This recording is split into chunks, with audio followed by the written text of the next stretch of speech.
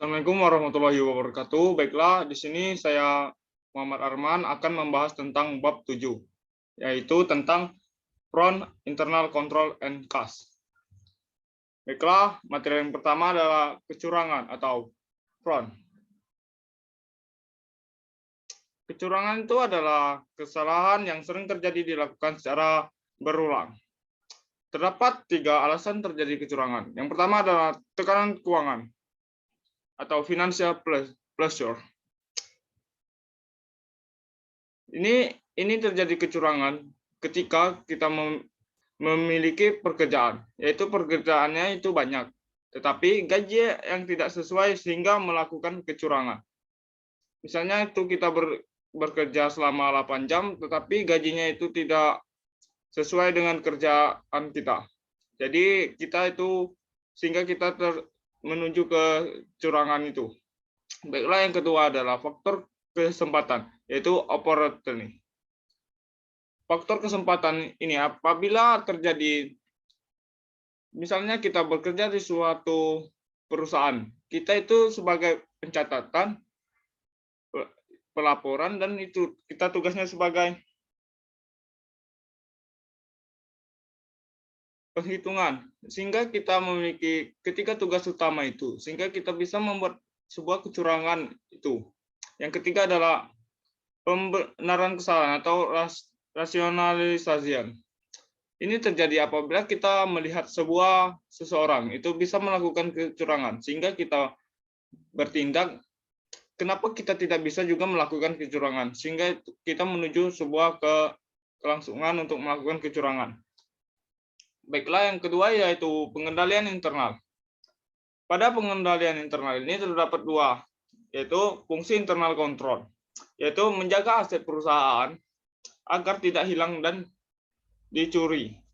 Yang kedua adalah meningkatkan keakuitan dan reliabilitas dari pencatatan akuntansi, meningkatkan efisiensi operasi, meyakinkan bahwa semua aturan hukum akan dipatuhi.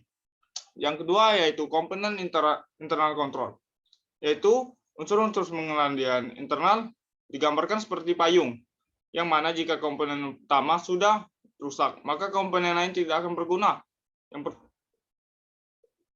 Misalnya yaitu lingkungan pengendalian atau komponen utama. Yang kedua itu pengendalian risiko, yang ketiga aktivitas pengendalian, yang keempat adalah pemantauan. Itu apabila kita gagal. Terdapat 6 prinsip dalam pengendalian. Yang pertama adalah accountability responsibility, adalah pembagian tanggung jawab dan bertugas-tugas secara jelas. Itu misalnya kita terdapat 2 bendahara, itu dibagi menjadi tugas-tugasnya, ada yang mencatat, ada yang melaporkan, dan ada yang menghitung. Jadi tugas-tugasnya itu sudah ada. Tidak pada 2 bendahara itu terdapat tugas yang sama. Yang kedua adalah synchronization of the chains. Jika itu 2 bendahara itu memiliki tanggung jawab yang sama, yaitu jika disamakan itu tanggung jawabnya akan itu nanti ada perbedaan. Yang ketiga ada documentation prosedur. Itu harus nomor urut yang baik dan tercatat. Misalnya bendahara atas kasir terpisah dengan yang mencatat. Itu akan berbeda manfaatnya. Yang keempat adalah physical control.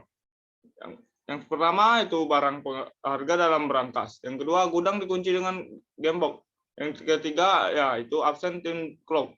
Yang keempat alarm pengendali kebakaran. Ini untuk menghindari adanya kecurangan atau mengakibatkan perusahaan itu jatuh bangkrut. Yang kelima independent internal verifikasi internal oleh pihak independen.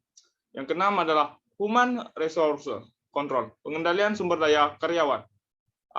Merotasikan karyawan, rolling bekerja, kegiatan refreshing, mencetak karyawan sebelum direkrut.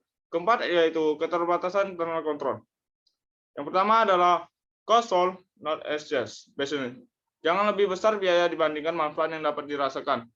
Ini harus asumsi yang kalian pelajari itu.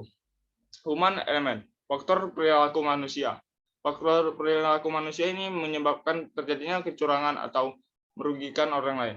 Size of the business, ukuran perusahaan semakin besar, perusahaan semakin kuat pengendalian. Ini bagus bagi sebuah perusahaan. Dan materi selanjutnya, internal control terkait dengan pengendalian kas. 1. Dalam jurnal kecil, maka menggunakan dana kas kecil. 2. Menggunakan cek sistem voucher. Sistem voucher formulir yang diorientasikan yang ditetapkan untuk mengeluarkan kas saat menggunakan cek. Yang ketiga adalah mengecek karyawan sebelum direkrut. Yang keempat adalah menggunakan dana kas kecil atau petty cash. Petty cash itu adalah dana kas kecil. Misalnya perusahaan membeli sebuah bensin mobil 100 atau 200.000. Ini biasanya menggunakan kas kecil atau kas pribadi. Ini dapat digantikan oleh perusahaan dengan kita memberikan struk pembelian bensin, yaitu tentang mobil perusahaan yang kita gunakan. Terdapat 2 metode sistem dalam perhitungannya, yaitu Imperial Fund System. Ini metodenya itu ketika kita membeli suatu metode pembukuan kas kecil di mana rekening kas jumlahnya selalu tetap.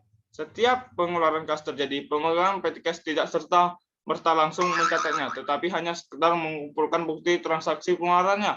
Yang kedua yaitu floating fund system. Metode ini sering berubah-ubah. Ada suatu metode pengisian pengendalian kas kecil, di mana jumlah kas kecil akan selalu berubah-ubah sesuai dengan kebutuhan. Sistem ini menghentikan bahwa jumlah nominal kas kecil tidak ditetapkan akan tapi sesuai dengan kebutuhan. Perbedaannya yaitu adalah ketika pembayaran dengan menggunakan dana kas kecil. Kalau Imperial Fund System itu no entry atau menggunakan memo dan dikumpulkan pada saat pengisian kembali dana kas kecil. Sedangkan dengan floating fund system itu ketika terjadi suatu transaksi, kita itu langsung mencatatnya. Baiklah, materi yang kedua, materi yang selanjutnya adalah rekonsiliasi bank. Rekonsiliasi bank ini adalah catatan dibuat oleh perusahaan pada setiap akhir periode. Biasanya setiap bulan untuk menyamakan saldo kas bank dengan saldo kas perusahaan. Terdapat penyebab-penyebab saldo kas bank dan saldo kas perusahaan itu berbeda, yaitu adalah time lag atau perbedaan waktu. Adanya kemungkinan bank sudah menambahkan, tetapi menurut catatan perusahaan belum ditambahkan, atau bank sudah mengurangi menurut perusahaan belum dikurangi. Yang kedua adalah kesalahan pencatatan atau error.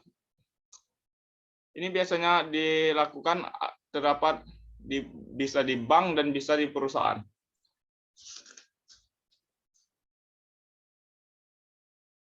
Dalam dalam rekonsiliasi bank terdapat item-item. Yang pertama deposit and transit atau setoran dalam perjalanan, di mana perusahaan itu menyuruh karyawannya untuk menyetorkan ke bank, tetapi bank sudah melakukan pencatatan,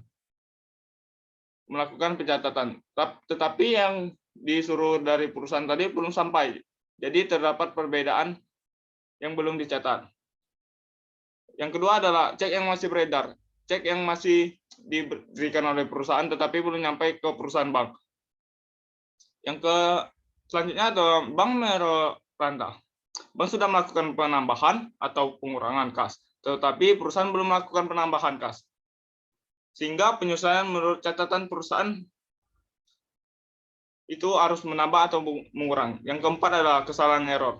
Kesalahan ini terdapat kebagi menjadi 2. Kesalahan pencatatan dapat dilakukan oleh pihak bank ataupun perusahaan pada saat rekonsiliasi membuat oleh bank, maka penyelesaian dilakukan pada catatan tersebut terjadi kesalahan tersebut. Yang kedua adalah jika kesalahan berakibat jumlah kas yang dilaporkan kurang atau lebih kecil dari jumlah yang sebenarnya, maka penyelesaian ada menambahkan sebesar nilai yang sebenarnya.